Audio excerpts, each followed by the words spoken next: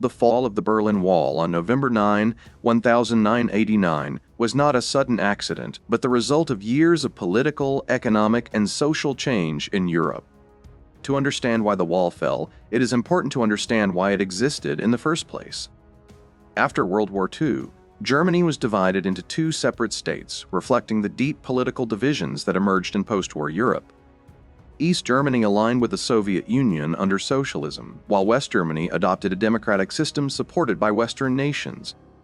Berlin, though located entirely within East Germany, was itself divided between East and West after World War II. By the early 1960s, millions of East Germans had crossed into the West through the city, seeking political freedom and better living conditions. To stop this movement, the East German government built the Berlin Wall in 1961, sealing the border and separating families, neighborhoods, and entire communities. For nearly 3 decades, the wall stood as a symbol of the Cold War and the division between Eastern and Western Europe. Life in East Germany was tightly controlled, with limited freedom of speech, restricted travel, and a struggling economy. Over time, dissatisfaction grew among citizens, especially as people became more aware of the higher standard of living in the West through television and personal connections.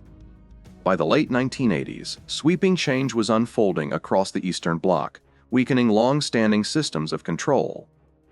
In the Soviet Union, reforms introduced by Mikhail Gorbachev reduced pressure on Eastern European governments to maintain strict authority.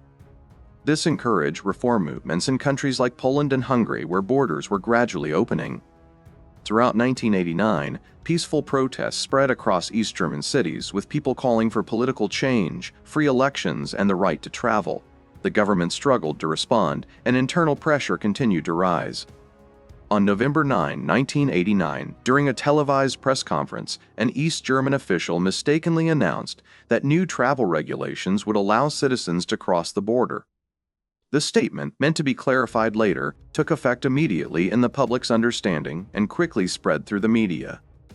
That evening, large crowds gathered at border crossings. Border guards who had received no clear instructions eventually opened the gates to avoid violence.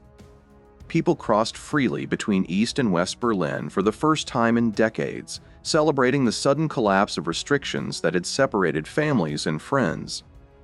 As the night went on, citizens began dismantling parts of the wall themselves, transforming a powerful symbol of division into one of unity.